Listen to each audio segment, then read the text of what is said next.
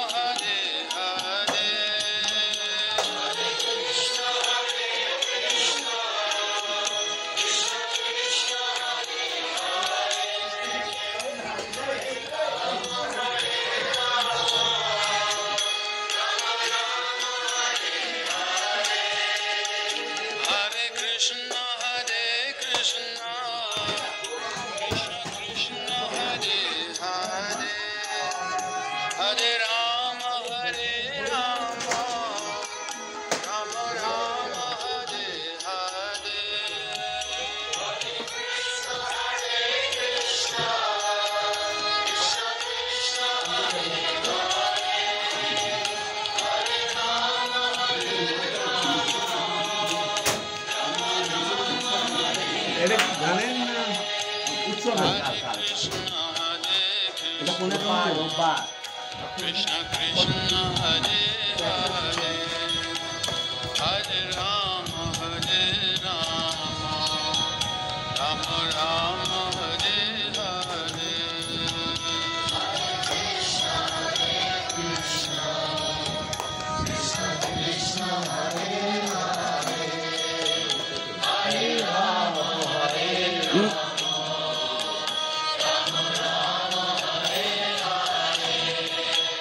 Hare Krishna Krishna Krishna Hare Hare Hare Rama Rama Rama Hare Hare Hare Krishna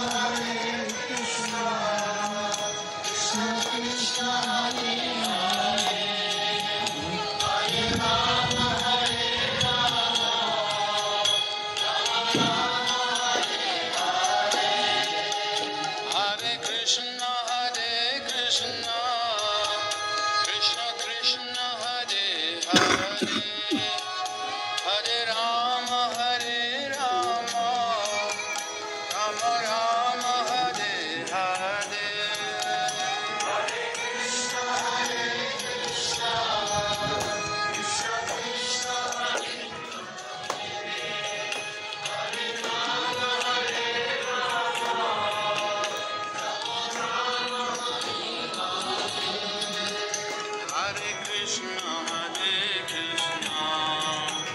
Krishna Krishna Hare Hare Hare Rama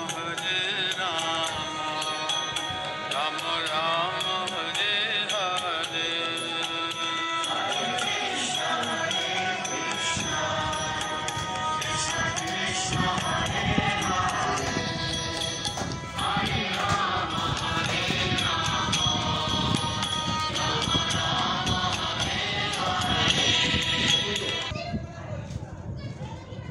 নমস্কার। কলিকাতা বেনিয়াটোলা সাধারণ হরিসভা গৃহ থেকে আমি উত্তর কলকাতার প্রচারক প্রদীপ কুমার দাঁ। 133তম প্রাচীন 133 বছরের প্রাচীন সাধারণ হরিসভা গৃহে এই মুহূর্তে আমি রয়েছি।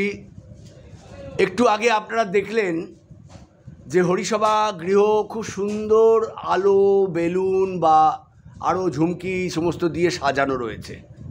তার কারণ কি? তার কারণ হচ্ছে এই 2025-এ আমাদের এই যে হরিসভা গৃহের যে উৎসব মহোৎসব বাৎসরিক মহোৎসব এই 2025-এ 103তম বর্ষে পদার্পণ করেছে। আর হরিসভার বয়স 133তম বর্ষ। দর্শকবৃন্দ ভক্তবৃন্দ, আপনাদের কাছে এই প্রচার পৌঁছানোর আগে আমি চলে যাব বর্তমান সম্পাদক সাগরনাথ দাঁয়ের কাছে। এই মুহূর্তে আমরা দেখতে পাচ্ছি যে রেগুলার এখানে উৎসব চলছে। তার কারণ 103তম বাৎসরিক মহোৎসব চলছে। চলে যাই সরাসরি সাগরনাথ দাঁর কাছে। নমস্কার।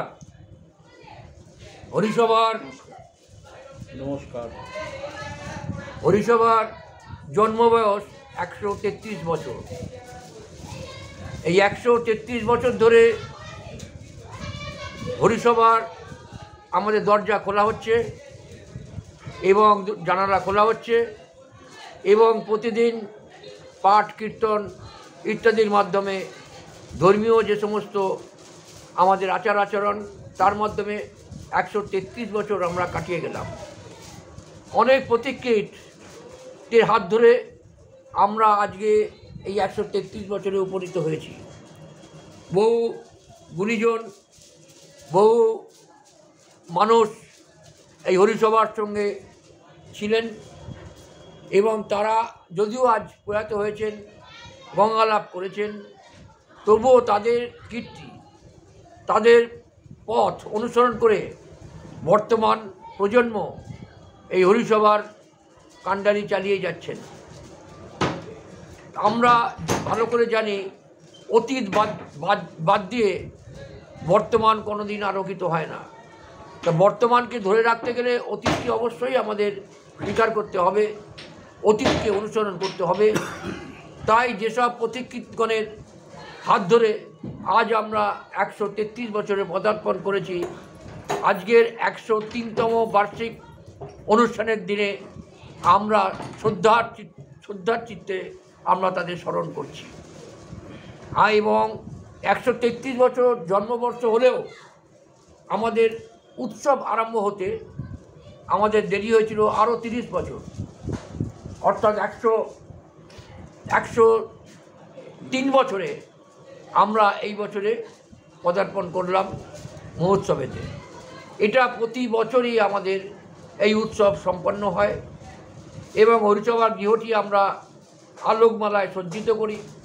বিশেষ বিশেষ পাঠকরা আসেন, কীর্তন হয় এবং ভক্ত সমাবেশ প্রচুর হয় এবং আমরা 9 দিন, কোনো বছরে 10 দিন ব্যাপীও এই অনুষ্ঠান হয়ে থাকে। তো এবছর বিভিন্ন কারণে আমরা 10 দিন ব্যাপী এই অনুষ্ঠান করতে পারিনি, আমরা 9 দিন ব্যাপী আয়োজন করেছি। আমাদের অনুষ্ঠান আরম্ভ হচ্ছে 1 তারিখ থেকে এবং এটার শেষ হবে 9 তারিখে। 1 তারিখ বলতে কি? পয়লা মার্চ থেকে আরম্ভ হয়েছে এবং 9 মার্চ আমাদের এটা শেষ হবে। এবং শেষ 3 দিন অর্থাৎ 7, 8, 9, এই 7, 8, 9 আমাদের বিভিন্ন বৈষ্ণবীয় রীতিতে এবং বৈষ্ণবীয় প্রথায় আমাদের যা আমাদের পূর্বপুরুষরা শিখিয়ে গেছেন এবং আমাদের পথিকৃৎ, আমাদের সোনার গৌরাঙ্গ বাড়ি, তাদের পদাঙ্ক অনুসরণ করে আমরা এই পূজা পার্বণ ইত্যাদি পূজার্চনা করে থাকি। পার্বণ কিছু হয় না, পূজার্চনা করে থাকি। নানান রকম সপ্তঋষির আহ্বান, আমাদের বৃন্দা দেবীর কুঞ্জি আহরণ এবং আমাদের তোমার পঞ্চতত্ত্বের পূজা এবং বৃন্দা দেবীর পূজা পার্বণ এবং ভোগরাগ। এবং আমাদের ভোগরাগের 2টো পাঠ হয়। একটা পাঠে থাকে চিরা, ভিজে চিরা, মানে শুকনো নয়, ভিজা চিরা, মুরকি, আপনার মালপোয়া এবং বোঁদে, এই মিশ্রিত হয়ে আমরা একটা আমরা এই কন্টেনার সহকারে, আগে আমাদের মালসা দেওয়া হতো, কিন্তু দাম বৃদ্ধির ফলে আমরা সেই খরচটা আমরা জোগান করতে পারছি না। তার জন্যে বর্তমান 2-3 বছর হলো আমরা কন্টেনারে, প্লাস্টিক কন্টেনারে ভোগ বিতরণ করছি। এবং এই ভোগ আর একটা পাঠ হচ্ছে খিচুড়ি এবং আলুর দম, এইটা আর একটা পাঠে যায় অন্নভোগ। এবং সেইটা, এই 2টো ভোগের গ্রহণ করতে আমাদের বহু ভক্ত সমাবেশ হয়। আমরা একটা কুপনের মাধ্যমে, একটা প্রসাদ সম্মাননা কুপনের মাধ্যমে আমরা এই চিরাভোগটা বিতরণ করি। অতএব প্রত্যেকেরই প্রসাদ ভোগ আমাদের রিজার্ভ থাকে, সংরক্ষিত থাকে এবং 2টা থেকে বেলা 2টো থেকে 4টে পর্যন্ত 9 মার্চ যেই আসবে সেই প্রসাদ তার, মানে এটা হচ্ছে 9 মার্চের কথা বলছেন। 9 মার্চ। এবং এই প্রসাদের দাম খুব সামান্যই আমরা নিয়ে থাকি, মাত্র 51 টাকা। 51 আমরা এবছরে ধার্য করেছি।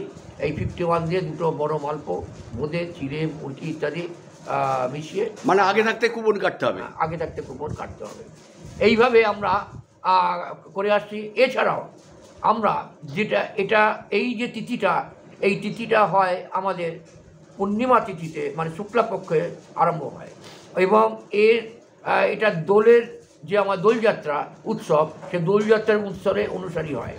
মানে এইটা শেষ হবার পর, আমাদের এই উৎসবটা শেষ হবার পর দোল লাগোয়া থাকে এবং দোলের উৎসবটা হয়।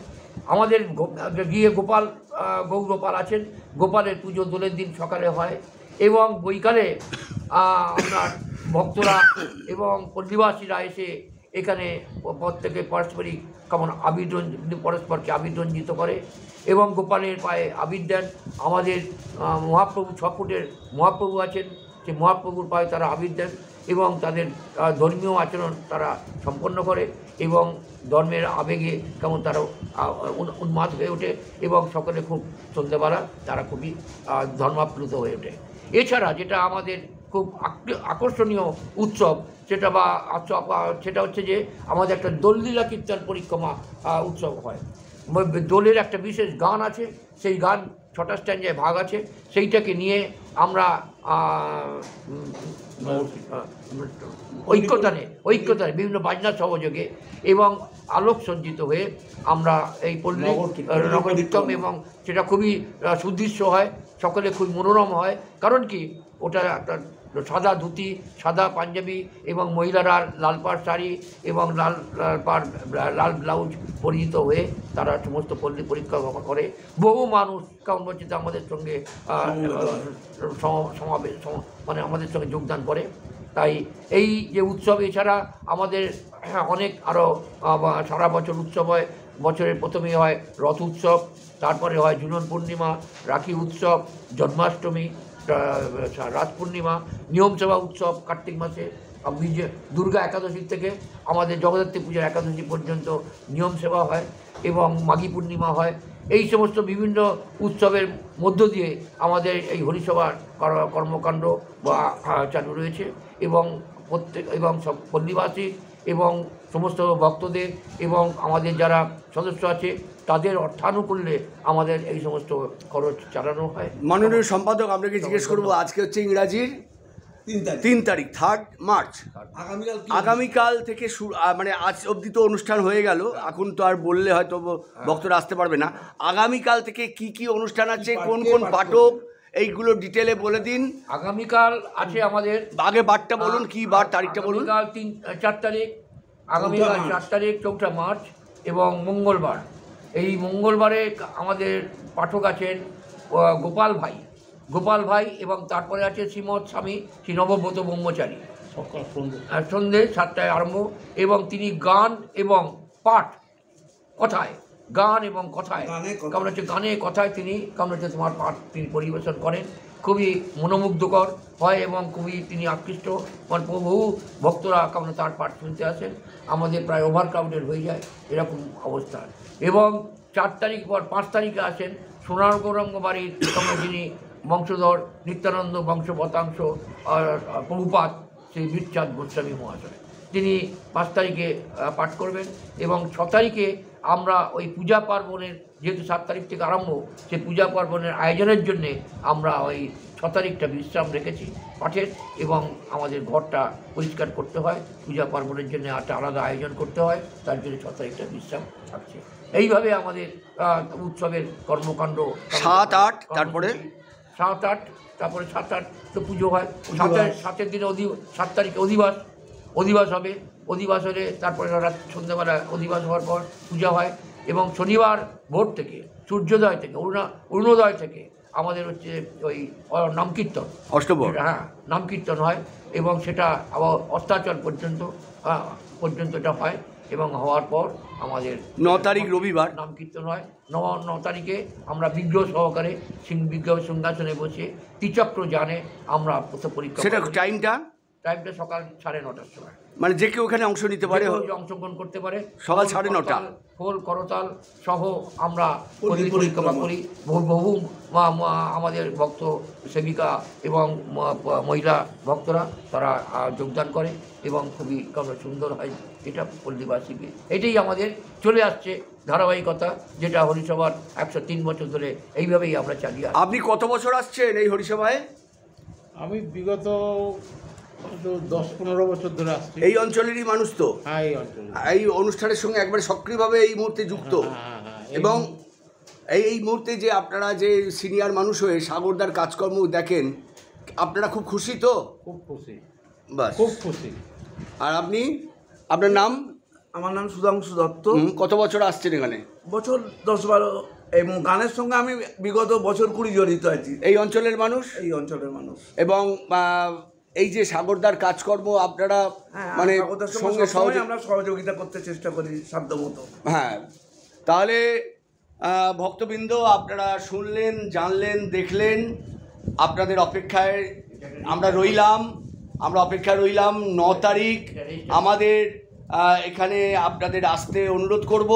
এবং দোলের গানেতে সাগরনাথ দা বলেছেন যে সবাইকে আসার জন্য, আমরা সবাইকে সেই দোল গানে তো পাবো।